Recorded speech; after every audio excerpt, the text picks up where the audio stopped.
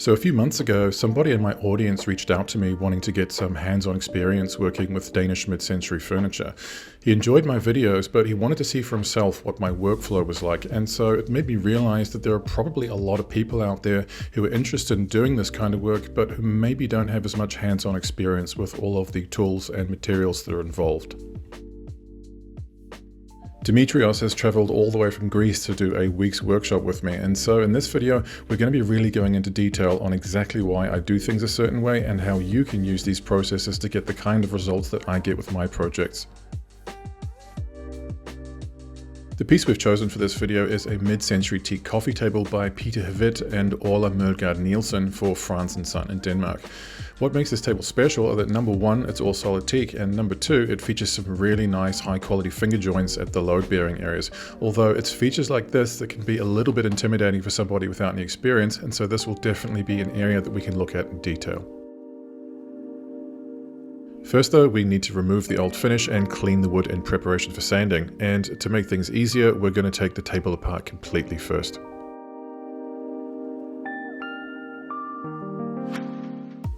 So I almost always start with universal paint stripper, even if the piece hasn't got any paint or lacquer on it, because it draws all of the oil and dirt to the surface and allows you to wipe it off cleanly without applying any pressure.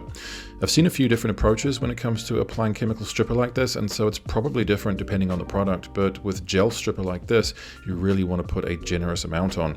It is messy and you could probably just sand or scrape a piece like this without stripping it first, but when it comes to high value designer pieces like this, my preference is to use as little force as possible to preserve the value of the piece.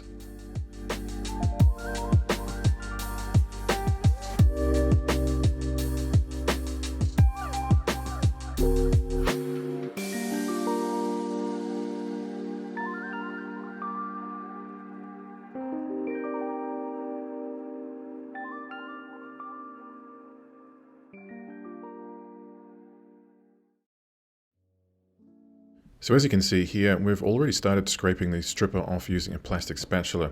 I typically use a metal one, but for a piece like this where we're not necessarily trying to lift off a coat of paint or lacquer, the plastic scraper allows you to move across the grain without scratching the surface, and so it's a good choice for a beginner who's still getting used to all of the tools and techniques.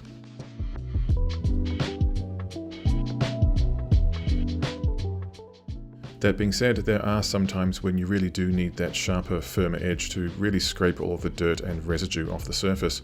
You just have to make sure you're always moving with the grain. Once the bulk of the stripper is gone, it's always good to give the surface a quick scrub with alcohol and or white spirits to neutralize the chemical reaction and help remove any residual dirt and grease. We chose to leave the leg assembly intact for the purposes of stripping and scraping, even though we plan to take it apart later for sanding. I'm not sure if this was the most efficient way of doing things, because there are obviously a lot more tight corners and difficult to clean areas, but it would have been a messy job either way, and in the end, a structure like this will always come down to a lot of cleaning with paper towels and wet wipes.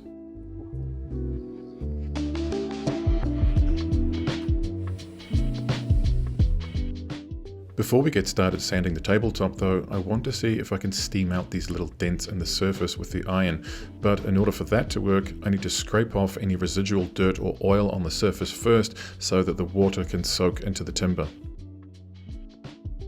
In retrospect though, I should have just used a soldering iron to target those little dents, because this is the point in the process when things really went sideways on us. When you're dealing with a well-used wooden surface which has lots of little dents or scratches in it, you can often eliminate them by pulling them out using steam. You saturate the damaged area, allow the water to soak into the timber, and then use an iron and a wet cloth to essentially boil the water in the surface of the wood. As the water turns to steam, it expands and forces the compressed fibers of the wood to expand again, and so if you're lucky, you can sometimes eliminate dents and scratches altogether before you even start sanding.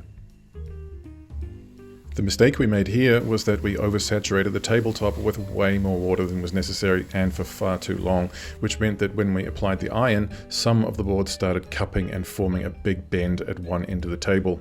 I quickly flipped the table over and ironed the underside to try and even it out a bit, which didn't really do much, and so we quickly got to work clamping the tabletop down flat while it was still damp. And I have to admit this was genuinely pretty stressful because there was no guarantee at all that the tabletop would return to its original shape.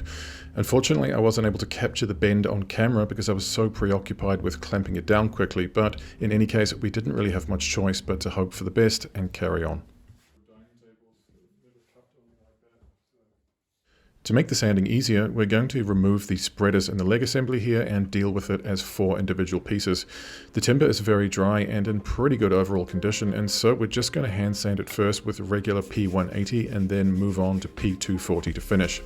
I would normally just stick with P180, but because these fine finger joints create a cross-grain effect with 2 different grain directions, we need something fine enough that we can sand in one direction and not leave visible scratches.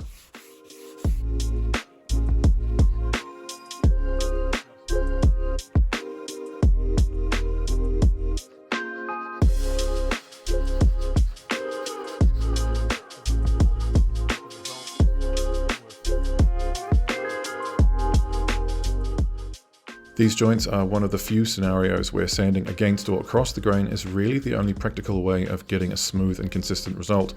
The thing to look for in a situation like this is if you see any areas where the surface has gone soft and fuzzy looking, because that typically means that you've lifted up the grain and you need to change the direction you're sanding in.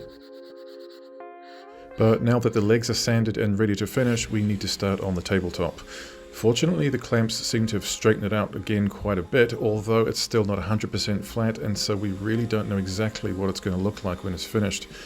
Because it's a large flat surface though, I'm using the machine here with P180 pads. With all of the preparation we've already done on this surface, the scratches have been popped out and the fibers have been raised, which now makes it very easy to sand, and so we don't need to get aggressive with the grade of sandpaper we're using. But even sanding with a machine requires a certain level of technique and finesse to get a clean and consistent result. With a random orbital sander like the one I use, what's important is that you keep it flat at all times. It needs to be flat and in contact with the surface when you start it, and for any kind of job like this one, you should avoid actively putting any pressure on it and instead just gently use your fingers to glide it across the surface. With most setups, if you've got a vacuum hose connected, you're probably going to have to use one hand to hold the hose up so that it doesn't snag on something and cause the sander to become unbalanced. One of the things I realized with this project is that to a beginner, it isn't always obvious how much sanding is actually required, or what constitutes a good amount of sanding, or when you've done enough and you need to stop. This quadrant here. Just so I know, what are you seeing? Because it looks even to me. Like between here and here, I don't see any difference. I can see this patch here. Yeah. That needs to be sanded. Right. And I can see this here. That because it's like orangey. These 2 spots. Yeah. These are a bit scuffed looking. Yeah. You can see little blemishes. Will this improve though, or? Yeah. That will sand out. Blackness. Okay. All right. This here, that'll sand out. That'll sand out. It'll all sand out. Doesn't need a lot. All right. Another important thing to consider with a sanding machine like this is how to sand safely around the edges, because if you pull a machine like this more than about 30 to 40% over the edge, you risk it tipping over and digging into the edge and possibly creating a flat spot or something like that, which you'll then have to try and sand out again. In any case, never more than half the pad over the edge, and always be careful to keep the machine flat and balanced. With these curled ends though, we will naturally have to sand them by hand, but although we sanded up to P240 on the leg assembly, I don't really feel like it's necessary to go above P180 here on the tabletop, although that's just a personal preference, because I personally like to retain a bit of texture and character in the wood. Once again, it's important to go carefully around the edges, and so with a piece of regular sandpaper like this, all you need to do is just lift off and reduce the pressure a little when you get to the edge, because we can go around the edges and sand them separately once the top is done. So that you can dig in a bit. Maybe I'm using my finger here, for example, to dig into that, to push the sandpaper into there, and that's okay. As soon as we get to the edges, feather. The main point I always emphasize is to do only as much sanding as is necessary. What we're doing here in a nutshell is cleaning the wood. We're not looking to reshape anything or sand out any dents or scratches, and so it's really just a case of lifting off that top layer until any and all signs of age and use have been eliminated.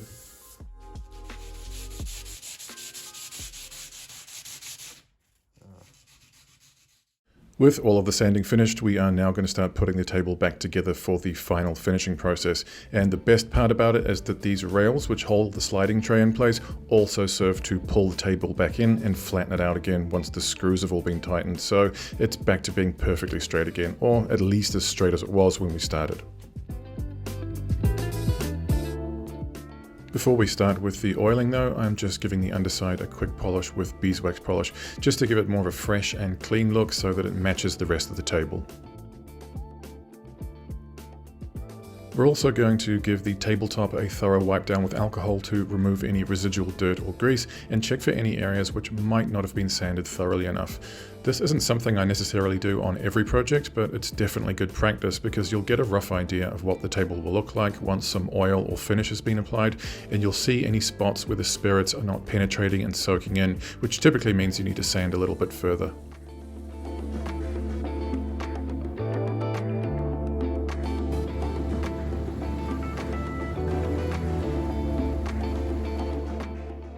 While the top is drying though, we're going to make a start on the leg assembly. For this project, I've made a new custom Danish oil blend, which I think is going to be perfect for this table. Obviously you can use any Danish oil you want, but what I've got here is a blend of pigmented furniture oil, boiled linseed oil, commercial grade marine varnish, and mineral turpentine.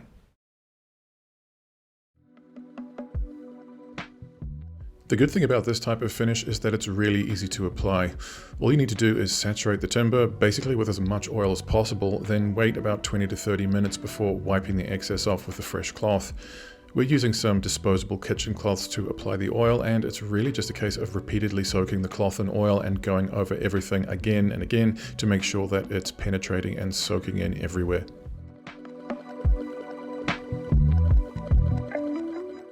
Now that the oil has had a chance to really soak in, we're using a fresh cloth to wipe off the excess before letting it dry. Unfortunately, we forgot to film the first coat of oil on the tabletop, but over the next 2 days we'll be giving everything another 2 coats anyway, as we build the finish up into a hard and protective seal.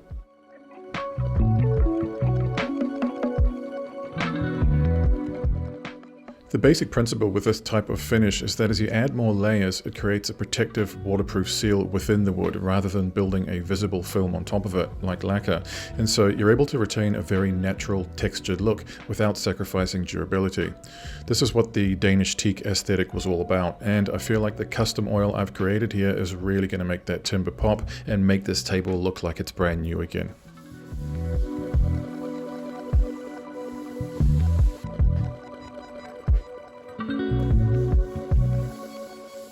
By the time you get to the third coat, what you see is that everything's coming together. The color, the texture, and the chatoyance are all becoming much more cohesive and full. We've given the third and final coat a good 36 hours to dry off completely, and now we're going to move on to the final polish with beeswax.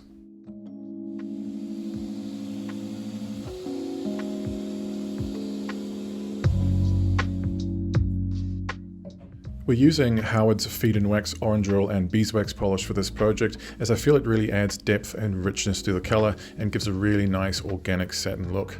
We're applying it with fine steel wool and using as little as possible to start with, basically trying to stretch it out as far as it will go before adding any more.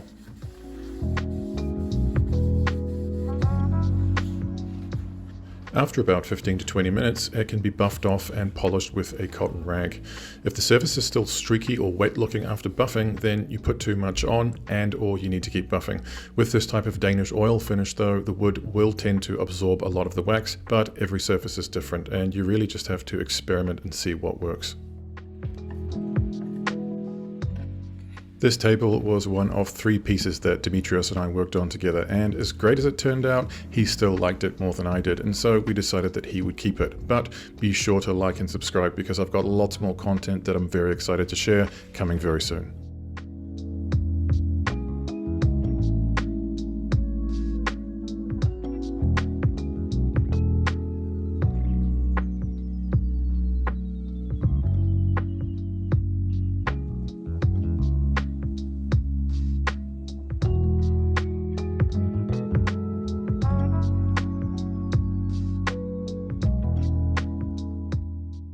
Until next time though, thanks for watching.